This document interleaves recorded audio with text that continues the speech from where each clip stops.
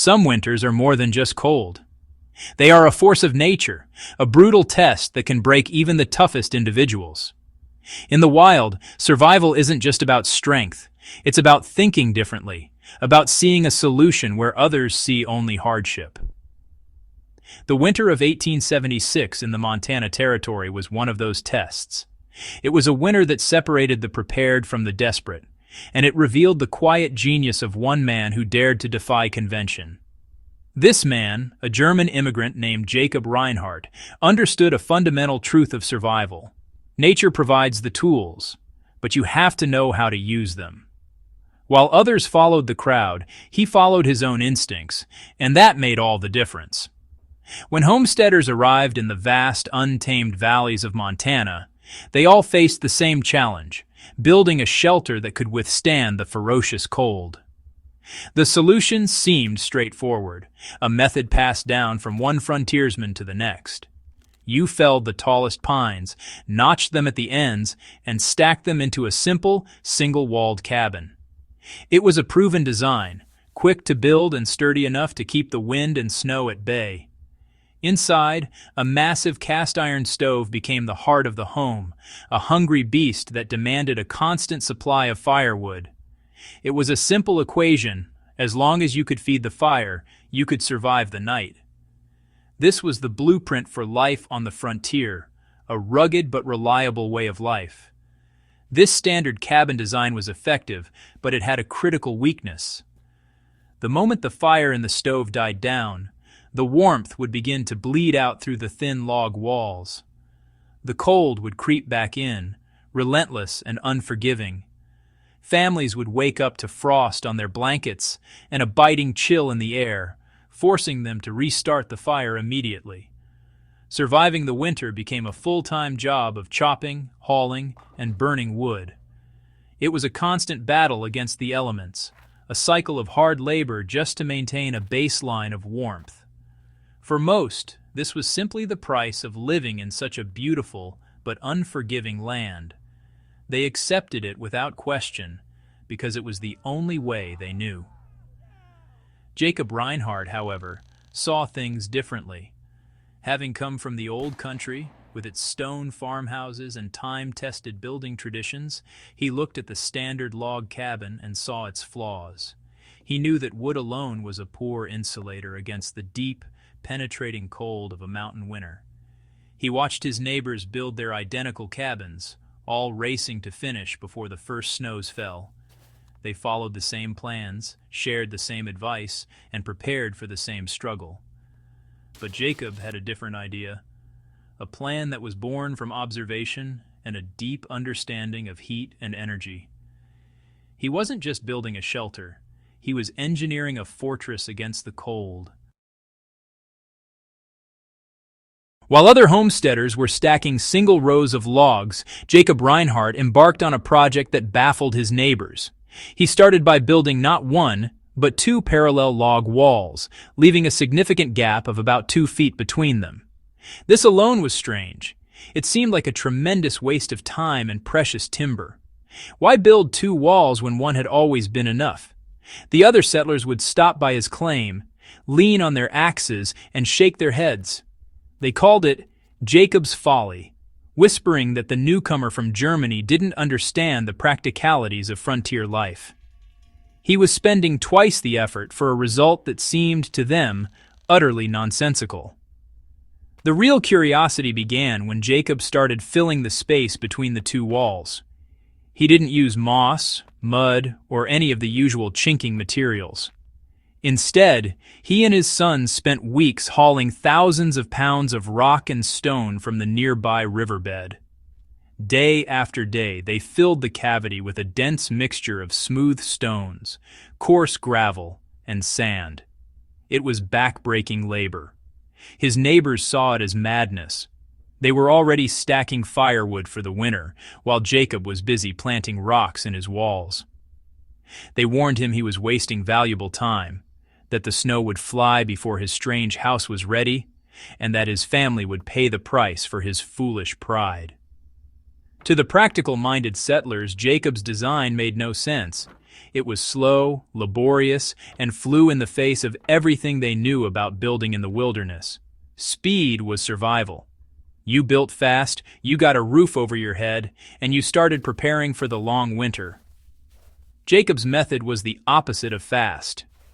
The common wisdom was that a big, roaring fire was all you needed. His neighbors figured their massive stoves would keep them warm enough, just as they had for generations of pioneers before them. They mocked his meticulous work, certain that his stone-filled walls would be no warmer than their own simple log cabins. They saw a man obsessed with a crazy idea, not a visionary. But Jacob remained steadfast, ignoring the sideways glances and the well-intentioned but misguided advice. He understood a principle of physics that his neighbors overlooked. He knew that his cabin wasn't just a barrier against the cold, it was a battery for heat. Every stone he placed in that wall was part of a larger system, a carefully designed thermal bank. While his neighbors were building shelters that would leak heat all night long, Jacob was building a home that would hold onto it, storing the energy from his fire and slowly releasing it long after the flames had died down. He wasn't just building walls, he was building a reservoir of warmth, and he knew winter would soon prove him right. That winter, the elements came with a vengeance. It wasn't just a cold spell, it was a historic freeze, the kind that old-timers would talk about for decades to come. The temperature plummeted far below zero and stayed there for weeks. A thick, heavy blanket of snow buried the valley, and a brutal, howling wind swept down from the peaks, finding every crack and seam in the settlers' homes. In the standard single-wall cabins, the fight for survival became desperate.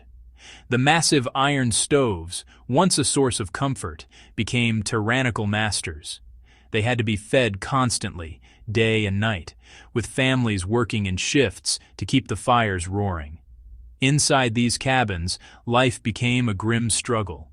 The walls were coated with a thick layer of interior frost, and no matter how high the fire burned, a bone-chilling cold radiated from the logs just a few feet away.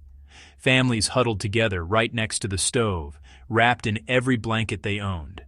The moment the fire dwindled, the temperature inside would drop dangerously fast. The settlers were burning through their winter wood supply at an alarming rate.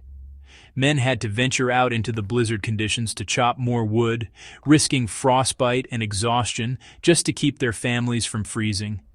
It was a brutal, miserable existence, a pure battle of endurance against an unforgiving enemy. But at Jacob Reinhardt's homestead, the story was entirely different. While his neighbors shivered, Jacob and his family were comfortable. His smaller, more efficient stove would burn for a few hours in the evening, heating the cabin to a pleasant temperature.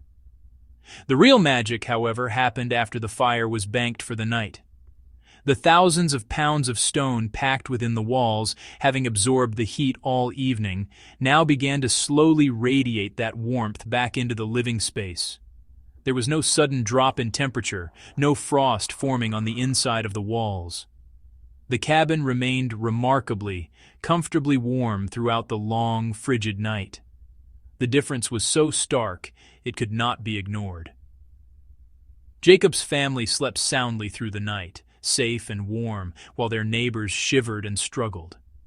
He used only a fraction of the firewood that others were burning. Soon, the very same men who had mocked his design came knocking on his door, not to ridicule, but to ask for shelter for their coldest nights or to understand his secret. They would step inside his cabin and be stunned by the gentle, even warmth that filled the air. They could touch the interior walls and feel the heat radiating from them. Jacob's folly had become the warmest, safest sanctuary in the entire valley. His wisdom was now undeniable. The secret behind Jacob's ingenious cabin lies in a simple concept known as thermal mass. Think of it like a battery, but for heat instead of electricity. Materials like wood have low thermal mass. They heat up quickly when you put a fire next to them, but they also cool down just as fast once the heat source is gone. This is why the standard log cabins got so cold the moment the stove went out. The logs simply couldn't hold on to the warmth. They were a thin shield against the cold, but they had no capacity to store the energy needed to fight back against it. The warmth passed right through them and escaped into the winter air. Stone, brick, and gravel, on the other hand, have high thermal mass. These materials are dense and take a long time to heat up. You can't just put a fire next to a rock and expect it to get hot instantly. But once it does get hot, it also takes a very, very long time to cool down. It acts like a sponge for heat, absorbing the energy and holding it tight. Jacob's design took full advantage of this. The fire from his stove warmed the air inside the cabin, and that warm air slowly transferred its heat to the thousands of pounds of stone packed inside his double walls. The stone charged up with heat throughout the evening. When Jacob let the fire die down for the night, the process reversed. The outside temperature was freezing, but the stones in his walls were now like a collection of gentle, slow-burning radiators. They began to release their stored heat back into the room, keeping the indoor temperature stable and comfortable for many hours. This is why his cabin stayed warm. It wasn't just the fire that was heating his home, it was the very structure of the house itself. He had created a passive heating system, a self-regulating environment that worked with nature, not against it. It was a brilliant piece of frontier engineering, using the most basic materials to achieve incredible results. Anyone can use this same principle today, especially in cold climates or for off-grid living. The idea is to incorporate high thermal mass materials into your home's design. If you're building a cabin, you could create a similar double-wall structure and fill it with gravel, sand, or locally sourced stone. You could also build a thick stone or brick wall on the inside of your home, especially one that gets direct sunlight or is near your primary heat source, like a wood stove. This trom wall will absorb heat during the day and radiate it back into the house at night, drastically reducing your heating costs and making your home far more comfortable. So if this method was so effective, why did it fade from memory? As the frontier became more settled, technology and convenience began to change the way people built. Sawmills made it easier and cheaper to produce standardized lumber, leading to frame houses that were faster to construct than log cabins. The arrival of railroads meant that modern insulation materials and powerful, efficient furnaces could be shipped in from elsewhere. The old ways, which required immense physical labor and patience, were gradually abandoned in favor of quicker, more modern solutions. The knowledge of pioneers like Jacob Reinhardt was seen as obsolete, a relic of a tougher time.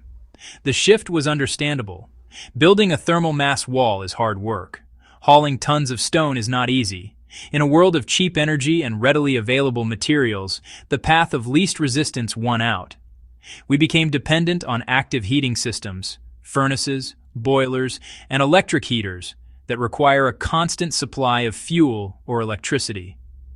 We forgot how to build homes that could largely heat themselves. The wisdom of working with natural principles like thermal mass was set aside for the convenience of flipping a switch. The connection between our shelter and the natural environment was broken, and a valuable piece of survival knowledge was lost to most people. But today, this forgotten wisdom is more relevant than ever. For those interested in survival, off-grid living, or simply building more sustainable homes, Jacob's method offers a powerful lesson. In a world of uncertain supply chains and rising energy costs, a house that can retain its own heat is a fortress of resilience. It means less dependence on external fuel sources, lower heating bills, and greater security in the face of a power outage or a harsh winter storm. It's a return to a smarter, more self-sufficient way of living, using timeless principles to solve modern problems. The materials are all around us: stone, earth, brick, waiting to be used with the same ingenuity Jacob showed. The story of Jacob Reinhardt is a call to action. It urges us to look back at the forgotten engineering of our ancestors and rediscover the simple, effective solutions they perfected. True survival skills aren't just about starting a fire or finding water. They're about thinking critically and using your environment to your advantage. We need to learn from these lessons and share them. Whether you're planning an off-grid cabin or just want to make your current home more efficient, the principle of thermal mass is a powerful tool. Let's reclaim this lost wisdom and build a more resilient future, one stone at a time. The past has much to teach us, if we are only willing to listen.